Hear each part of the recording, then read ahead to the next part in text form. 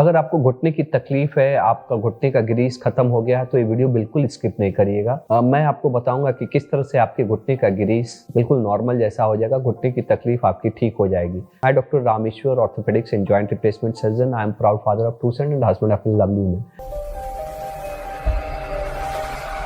मैं पिछले 17 साल से एज ए ऑर्थोपेडिक सर्जन काम कर रहा हूँ और इस दौरान मैंने 20,000 से ज़्यादा लोगों के हड्डी का सफल ऑपरेशन किया है और 1,000 से ज़्यादा लोगों का मैंने जॉइंट रिप्लेसमेंट किया है। मुझे खास इंटरेस्ट है घुटने के मरीजों में जिनकी उम्र 40-50 वर्ष से ज़्यादा रहती है, जिनके घुटने टेढ़े हो गए हैं या घुटने से कट-कट पट-पट की आवाज़ आती है या उनको रोज़मर्रा के कार्य अपने खुद से नहीं हो पाता है। डॉक्टर बताते हैं, चाहे किसी को बताते हैं तो बोलते हैं कि डॉक्टर घुटने का ग्रीस खत्म हो गया है और वो हमारे पास आते हैं, पूछते हैं कि क्या इसका उपाय है। और मैंने इस तरह के ग्रीस खत्म होने वाले 50,000 से ज़्यादा मरीजों का सफल इलाज किया है अपने खास टेक्निक से। और अगर आप भी अपने घुटने का ग्रीस नॉर्मल करना चाहते हैं तो अंत तक हमारी इस वीडियो से जुड़े रहिएगा और हमारे चैनल पे अगर नए हैं तो इसको सब्सक्राइब भी कर लीजिएगा। घुटने का अगर ग्रीस खत्म हो गया, अगर कोई बोलता है कि ग्रीस खत्म हो गया, तो ऐसा नहीं है कि जैसे गाड़ी का ग्रीस होता है वैसे ज्वाइंट में कोई ग्रीस होता है, उस तरह की चीज़ें नहीं है। आम भाषा में जो घुटने की हड्डी, ऊपर हड्डी रहती है और नीचे हड्डी रहती है, जहाँ जोड़ रहता है, जोड़ के ऊपर एक नरम परत रहती है, कार्टिलेज के ही खत्म होने को आम भाषा में लोग बोलते हैं कि ग्रीस खत्म हो गया। तो कैसे हम अपने ग्रीस को फिर से पा सकते हैं, चाहे कैसे हम अपने कार्टिलेज को फिर से हेल्दी बना सकते हैं, यही मैं इस वीडियो के में बताऊंगा। एक एक चीज़ को देखना है और इसको स्किप नहीं करना है, ये आपके लिए बहुत ही इंपॉर्टेंट होने वाला है। सबसे पहला चीज़ तो जानना ये ज़रूरी है कि आपका घुटने का कार्टिलेज, चाहे वो ग्रीस, क्यों खत्म हो रहा है, क्या कारण है। अधिकतर समय 2-3 ही कारण रहता है। एक तो वियर एंड टियर की, जिसमें एक तो या तो आपका शरीर भारी है या आपका ऐसा काम ही है जिसको सीढ़ी चढ़ना उतरना पड़ता है, या आप स्पोर्ट्समैन है। शुरू में तो ये आपके लिए अच्छा है कि आप स्पोर्ट्स कर रहे हैं, लेकिन जैसे उम्र बीतती है तो चूंकि इसमें बहुत प्रेशर पड़ा रहता है तो इसमें कार्टिलेज डैमेज होता है। अगर आप बैडमिंटन खेलते हैं, फुटबॉल खेलते हैं, टेबल टेनिस, लॉन टेनिस खेलते हैं तो ये भी एक कारण रहता है।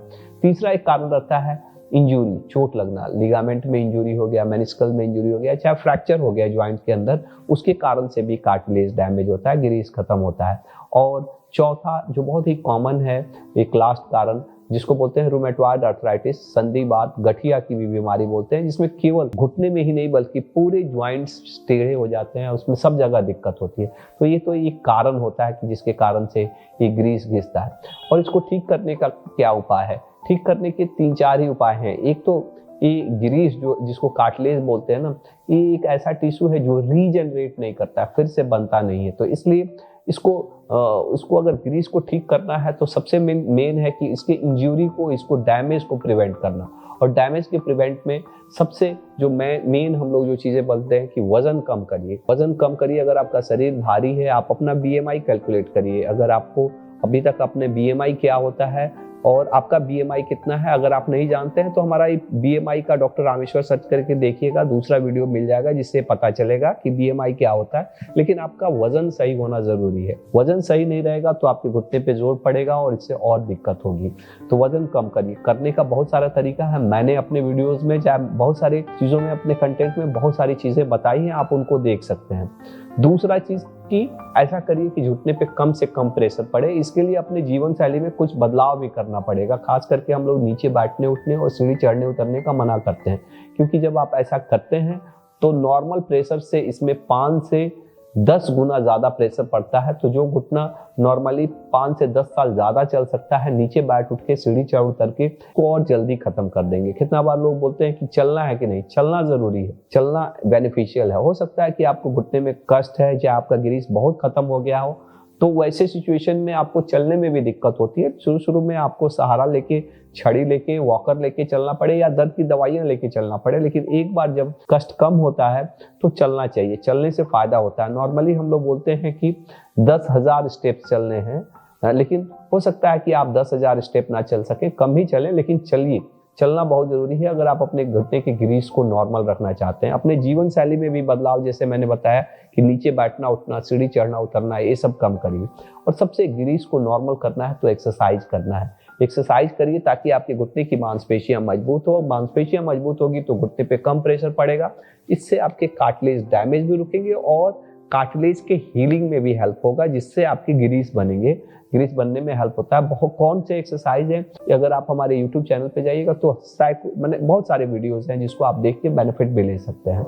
उसके बाद से रहता है खान पान। कुछ कुछ ऐसे खुराक हैं जिसको खाने से घुटने की तकलीफ कम होती है, कुछ कुछ ऐसे खुराक हैं जिसको खाने से घुटने की तकलीफ बढ़ती है। ये भी बहुत इंपॉर्टेंट है। क्या खाना है? फ्रूट्स, वेजिटेबल्स, नट्स, ये सब ज्यादा लेना है। ये घुटने के इन्फ्लामेशंस को, दर्द को कम करता है। लेकिन जो प्रोसेस्ड और खास करके जो अल्ट्रा प्रोसेस्ड डब्बा बंद खाना है, उस तरह के खाने को अवॉइड करिए। इससे आपका वजन भी बढ़ेगा और ये कहीं ना कहीं प्रो इन्फ्लामेटरी रहता है। ये इन्फ्लामेशंस को और बढ़ा देता है, जिससे घुटने की तकलीफ भी बढ़ती है और गिरीस बनने में भी दिक्कत होती है। और लास्ट जिसके हम लोग बहुत सारे हम अपने मरीजों को बताते हैं, वो है हमारा मेडिटेशंस।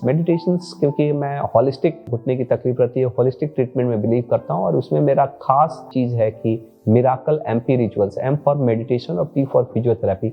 मेडिटेशंस का बहुत ही इंपॉर्टेंस है।